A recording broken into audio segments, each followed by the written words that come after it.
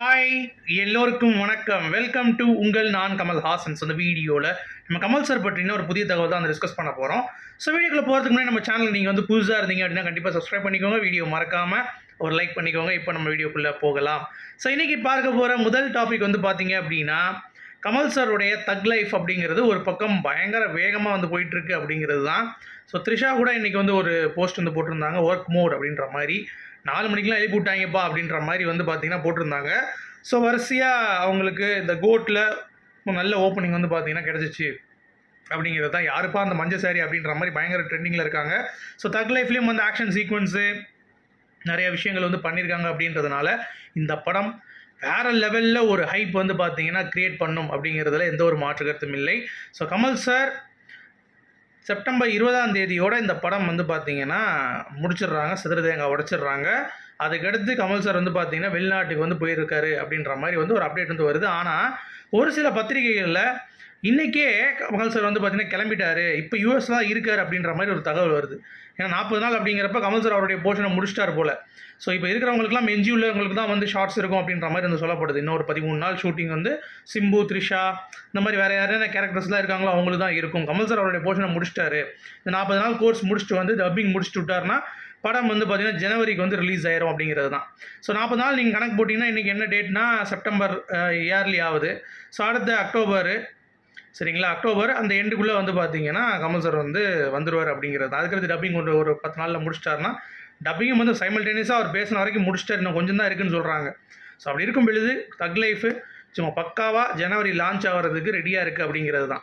இது வந்து ஜனவரிக்கு தள்ளி போனது இன்னொரு ரீசனும் வந்து இருக்குது, டிசம்பர் ரிலீஸ் பண்ணாமல். ஏன் அப்படின்னா நம்ம சங்கர் சாரோடைய கேம் சேஞ்சர் அந்த படம் டிசம்பரில் தான் வந்து பார்த்தீங்கன்னா ரிலீஸுக்கு வந்து டேட் வாங்கி வச்சிருக்காரு நம்ம சங்கர் சார். ஸோ அப்படி இருக்கும் பொழுது எப்படி கமல் சார் வந்து ரிலீஸ் பண்ணுவார் அப்படிங்கிற மாதிரி தான் வந்து ஒரு பாயிண்ட்டு. அடுத்து வந்த உடனே கமலஹாசன் மற்றும் அட்லி, அதுக்கடுத்து நம்ம சல்மான் கான் கூட இணைந்து ஒரு ப்ராஜெக்ட் பண்ணுறதா இருந்துச்சு. ஆனால் இப்போ இந்தியன் 3 அவர் கமிட்மெண்ட் யாரெல்லாம் கொடுத்துருந்தார்ல, அதை முடிக்காமல் நம்ம போக முடியாதுல்ல. அதனால் இந்தியன் 3 அந்த ஜனவரி பிப்ரவரிக்குள்ளே முடிக்கணும் அப்படிங்கிறது அவங்களுடைய திட்டமாக இருக்குது. ஏன்னா ஷூட்டிங் எல்லாமே வந்து நிப்பாட்டி வச்சுருக்காங்க. இன்னும் 20 நாட்கள் ஷூட்டிங். கமல் சாரே ஆர்கேஎஃப்ஐ மூலமாக ஃபண்ட் பண்ணுறார் அப்படிங்கிறதும் நம்ம ஏற்கனவே சொல்லியிருந்தோம், அந்த 20 நாட்கள். ஸோ பண்ணிவிட்டு அடுத்து ரிலீஸ் பண்ணி சும்மா வேறு லெவலில் பண்ண போகிறாங்க. அதனால தான் இதுக்கடுத்து வரக்கூடிய படங்கள் எல்லாமே வந்து பார்த்திங்கன்னா வேறு மாதிரி இருக்கும்னு நான் சொன்னேன். ஏன்னா செப்டம்பர் அக்டோபரில் கமல் சார் வந்து வெளியே இப்போ வந்துடுவாப்பில், நம்ம யூஎஸ்லாம் போயிட்டு வந்த பிறகு அந்த ஏஐ கோர்ஸில் ஆரம்பிக்க போகிற முதல் படம் வந்து பார்த்திங்கன்னா KS237 படம், அன்பறிவு படம். ஸோ அதிலே வந்து ஒர்க் பயங்கரமாக இருக்கும்.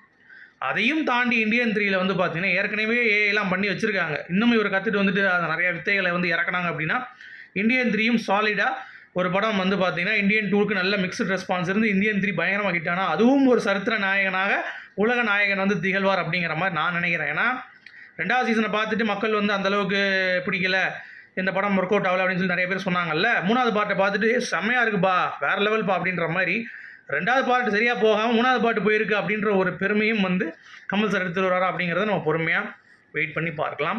அடுத்து ஏஐ கற்றுக்கிறதுக்காக கமல் சார் வெளிநாட்டுக்கு போயிட்டாருங்கிற மாதிரி செய்தி வருது. ஏன்னா இங்கேயும் வந்து எந்த ஒரு அப்டேட்டும் இல்லை கமல் சாரை பற்றி. ஸோ யாராவது தெரிஞ்சிங்கன்னா சொல்லுங்கள், கமல் சார் வந்து வெளிநாட்டுக்கு போயிட்டாரா இல்லையா அப்படின்னு சொல்லிட்டு. ஏன்னா எனக்கு தெரிஞ்சு ஒரு சில பேர் போயிட்டாங்கன்றாங்க, ஒரு சில பேர் இன்னும் போகலைன்றாங்க, தக் லைஃப் ஷூட்டிங் முடிச்சுட்டு தான் போவாங்கன்றாங்க. ஸோ என்ன அப்படிங்கிறது தெரியல. அடுத்து குணா ரீரிலீஸ். ஸோ ஏற்கனவே ஒருத்தர் வந்து படம் வாங்கி வச்சுருந்தார் ரைட்ஸ், கிட்டத்தட்ட 30-35 வருஷமாக அவர்கிட்ட தான் இருக்குது அப்படின்ற மாதிரி சொல்கிறாங்க. அது முடிஞ்சிருச்சான். ஆக்சுவலாக அவர் ரினியூ பண்ணலையாம். ரினியூ பண்ணல அப்படிங்கிறப்ப அந்த படம் ப்ரொடியூசருக்கே திருப்பி வந்துடும் போல், அதுதான் வந்து கணக்கு. ஸோ அப்படி இருக்கும் பொழுது அந்த ப்ரொடியூசர் வந்து நம்ம நினச்சா நம்ம பண்ணலாம் அப்படின்ற மாதிரி சொல்லிட்டு ஒரு தடை வந்து வாங்கி வச்சுருந்தாங்க. ஸோ சென்னை உயர்நீதிமன்றம் வந்து அதிரடியாக ஒரு தீர்ப்பு வழங்கிடுச்சு. இந்த மாதிரி வந்து நீங்கள் யூஸ் பண்ணிக்கலாம், இனிமேல் வந்து குணா படத்தை இந்த தடையை வந்து வீச்சிருந்தோம்ல அது வந்து கிடையாது. ஸோ எல்லாரும் வந்து அந்த படத்தை பார்ப்பதற்கு அலோவ் பண்ணுறோம் அப்படின்ற மாதிரி வந்து சொல்லிட்டாங்களாம். ஸோ வேறு லெவல். அடுத்து பாடலாசிரியர் விவேக் வேலுமுருகன் அவர்கள் அபூர்வ சகோதரர்களில் கமல் சாரோடைய டெடிகேஷனை பார்த்து வியந்து போயிட்டாராம். ஏன்னா அந்த மாதிரி யாராலையும் இனிமேல் வந்து பார்த்திங்கன்னா பண்ணவே முடியாது.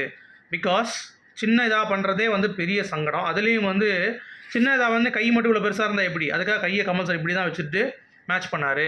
அப்புறம் உயரத்துக்கு கூட ஏதோ ஒரு டெக்னிக்ஸ் வந்து யூஸ் பண்ணார். அதெல்லாம் வந்து நாங்கள் ஸ்பாட்டில் பார்த்தோம்.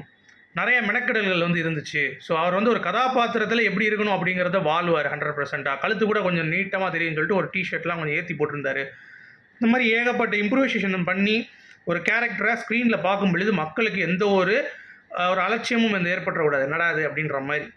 ஓகேங்களா. அந்தளவுக்கு ஸ்பெஷலாக கமல் சார் வந்து ஒவ்வொரு விஷயமும் பார்த்து பார்த்து பண்ணுவார் அப்படின்ற மாதிரி அவர் வந்து பேசியிருக்காரு. அது ரொம்ப வைரலாக இருக்குது இன்றைக்கி அந்த ட்வீட்டு. ஸோ அது நான் பார்த்துட்டு பேசுகிறேன். அடுத்து வந்து பார்த்திங்கன்னா இன்ட்ரோ ஷாட். நிறைய பேர் வந்து சீரட்டை போடுவாங்க, பற்ற வைப்பாங்க, முட்டி எதுவும்னா சீரட்டை இங்கேருந்து எடுப்பாங்க, ஒரு வாக் பண்ணுவாங்க, ஒரு பிஜிஎம் போட்டு விட்டு போட்டு விட்டு நடப்பாங்க. ஸோ இந்த மாதிரி தான் வந்து பண்ணுவாங்க தவிர ஒரு இன்ட்ரோ ஷாட்டுக்கு வந்து பார்த்தீங்கன்னா கமல் சாரோடைய பாடி லாங்குவேஜை வச்சு கமல் சார் நிறைய விஷயங்கள் வந்து பண்ணியிருக்காரு. எந்த மியூசிக்கு பின்னாடி பயங்கரமாக எதுவுமே இருக்காது. சிம்பிளாக குணால் வந்து பார்த்தீங்கன்னா அந்த கொகை அந்த மேலே இருக்கலாம் அதில் ஏறி நின்றுக்கிட்டு அவர் அப்படியே ஒரு ரியாக்ஷன் கொடுத்துருப்பார். அது விரும்மாண்டியில் நல்லா கம்பை வச்சுட்டு மேலே நின்றுக்கிட்டு இப்படி தலையை காட்டிட்டு கீழே குதிப்பார் தெரியுமா. அதெல்லாம் வந்து ரொம்ப சிம்பிள் பட் எஃபெக்டிவான ஒரு பர்சன். அதாவது 4 ஃபைட்டு 4 சாங்கு இருந்தால் போதும் அப்படின்ற தமிழ் சினிமாவுடைய ஃபார்முலா ஒட்டுமொத்தமாக உடச்சி அவனை இதுதான்டா சினிமா அப்படின்ற மாதிரி தமிழக மக்களை வந்து பார்த்திங்கன்னா ஓரளவுக்கு உலக சினிமா தரத்துக்கு உயர்த்திய ஒரு பெரும் பங்கு கமலஹாசன் அவர்களுக்கு இருக்குது அப்படிங்கிறதுல எந்த ஒரு மாற்று கருத்தும் இல்லை அப்படிங்கிறது தான். அடுத்து இந்தியன் 2, அப்புறம் கோட், ஜெயிலர், இந்த 3 படம் எப்படி நீங்கள் வரிசைப்படுத்துவீங்கன்னு சொல்லி நிறையா போலில் வந்து போட்டிருந்தாங்க. நிறைய பேர் வந்து பார்த்தீங்கன்னா கமெண்ட் அவங்க விருப்பப்படி போட்டிருந்தாங்க. என்னை பொறுத்த வரைக்கும் கோட்டு கம்பேர் பண்ணும்போது இந்தியன் 2 நல்ல படங்க. ஏன்னா கோட்டில் வந்து நிறைய விஷயங்கள் வந்து பண்ணுறேன் அப்படின்ற பேரில் ஃபஸ்ட் ஹாஃப் வந்து நான் தெளிவாக நடத்திட்டு போயிட்டாங்க. ஆனால் இந்தியன் 2ல் ஃபஸ்ட் ஹாஃப் தான் கொஞ்சம் ஒரு மாதிரி வந்து செகண்ட் ஹாஃப் செம்ம ஈஸியாக போகும். ஆனால் இதில் வந்து செகண்ட் ஹாஃப் கொஞ்சம் வந்து தோல்வி அடைஞ்சிருச்சு. எப்படா முடிப்பீங்க அப்படின்ற மாதிரி ஒரு கட்டத்துக்கு மேலே நமக்கே வந்து பொறுமை இழந்துருச்சு. ஸோ நிறைய பேர் சொல்கிறாங்க என்னங்க கமல் ரசிகர்கள் எல்லாத்தையும் பாராட்டணும் அப்படின்ற மாதிரி. அந்த ஒரு நாட்டியெல்லாம் என்கிட்ட பேசாதீங்க. இந்தியன் 2 வந்து அதிகமாக ட்ரோல் பண்ணுறதுக்கு காரணம் வந்து பார்த்திங்கன்னா விஜய் ரசிகர்களும் ஒரு பங்கு தான் அதில். ஸோ அதனால் அவங்க படம் வந்து நல்லா இருக்குன்னு நானும் சொம்பிடிக்க முடியாதுங்க. Indian 2 way better than GOAT is way better than Jailer அப்படிங்கிறது நான் வந்து இங்கே சொல்லிக்கிறேன். அது என்னுடைய கருத்து. நீங்கள் என்ன நினைக்கிறீங்கன்னு சொல்லுங்கள். அடுத்து விஜய் சேதுபதி அவர்கள் பிக் பாஸ் 8 தமிழ் கமல் சாரை ரீப்ளேஸ் பண்ணுறாரு. ஸோ வாழ்த்துக்கள். அவருடைய ப்ரோமோ பார்த்தீங்கன்னா செமையாக இருக்குது. நல்லா க்யூட்டாக வந்து ரியாக்ஷன் பண்ணி எதுவும் பேசாமல் அவர் பாட்டு ஒரு கண் அடிச்சுட்டு போயிட்டார். ஸோ இனிமேல் அடுத்த ப்ரோமோ வந்து ரிலீஸ் ஆகும் அப்படின்னு சொல்லியிருக்காங்க. அதில் ஏதாவது ரெஃபரன்ஸ் இருக்கா கமல் சார் எப்படி அப்படிங்கிறத பார்ப்போம். ஏன்னா நிறைய விஷயங்கள் வந்து பேசுகிறாங்க. கமல் சாருடைய கிராண்ட் ஓப்பனிங்க்கு யூஎஸில் இருப்பார் அவர் கண்டிப்பாக. ஸோ அங்கேருந்து வீடியோ கால் மூலமாக இணைந்து ஏதாவது வந்து பண்ணுறாங்களா அப்படிங்கிறத. ஏன்னா அவர் வந்து 8-7 சீசனாக பண்ணுறப்ப அவருக்கான அந்த மரியாதை கொடுத்து தான் அடுத்த ஹோஸ்ட்டுக்கு வந்து கொடுப்பாங்க அப்படிங்கிற மாதிரி எனக்கு தோணுது. அதான் விஜய் சேதுபதி அவர்களும் டிமாண்ட் பண்ணியிருக்காரு அப்படின்ற மாதிரி தகவல். ஸோ வெயிட் பண்ணி பார்ப்போம். அடுத்து மக்கள்கிட்ட கருத்து கேட்டிருக்காங்க. அதுலேயும் வந்து பார்த்திங்கன்னா மக்கள் வந்து கமல்ஹாசன் அவர்கள் தான் பெஸ்ட், விஜய் சேதுபதிக்கு இன்னும் அனுபவம் பத்தாது அப்படின்ற மாதிரிலாம் வந்து நிறைய பேர் கருத்து தெரிவிச்சிருக்காங்க.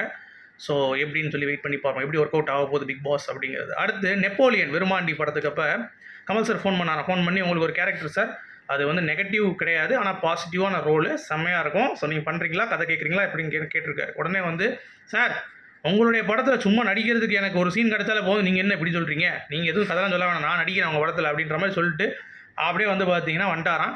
ஸோ நெப்போலியன் இந்த படத்துக்கு கமல் சார் வைத்திருக்கும் மேலே அன்புக்கும் வந்து பார்த்தீங்கன்னா வேறு லெவலான ஒரு விஷயம். ஏன்னா தசாவதாரம் தான் அவருக்கு ஒரு கேரக்டர் வந்து கொடுத்துருப்பார் கமல் சார். ஸோ அது ஒன்று. அடுத்து டாப் 5 இந்தியன் ஃபிலிம்ஸ் கலெக்ஷன் இந்த வருஷத்தில் வந்து பார்த்தீங்கன்னா இந்தியன் 2 வந்து 5வது இடத்துல இருக்குங்க. ஸோ அதுவே பெரிய விஷயம். 60 கோடி ரூபா ஒரு நாளில். அடுத்து முதல் படம் கல்கி, அதுலேயும் கமல் சார் இருக்கார். 2வது வந்து கோட்டு 100 கோடி வந்துருச்சு அப்படிங்கிறது. அடுத்து ஒரு ஹிந்தி படம் ஸ்ரீ அப்படின்னு சொல்லிட்டு அது 85 என்னமோ இருக்குது. அடுத்து நம்ம மகேஷ் பாபு ஏதோ படம் அதுவும் வந்து பார்த்திங்கன்னா ஒரு 70+ என்னமோ இருக்குது. அடுத்து நம்ம இந்தியன் 2. ஸோ டாப் 5 இந்தியன் 2 தான் சொந்தம். இன்னும் வேட்டையன் கங்குவா வர வேண்டியிருக்கு. ஸோ பார்த்துட்டு முடிவு பண்ணுவோம் சரியா.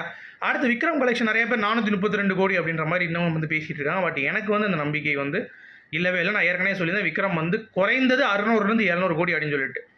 இதை நான் மட்டும் யூகிக்கல, கமல் சாரும் ஒரு கலாட்டா இன்டர்வியூவில் வந்து சொல்லியிருக்காரு. என்ன அப்படின்னா விக்ரம் படம் இந்த 600 கோடி 200 கோடி கொடுத்துட்டீங்க எனக்கு அப்படின்னு சொல்லியிருக்காரு.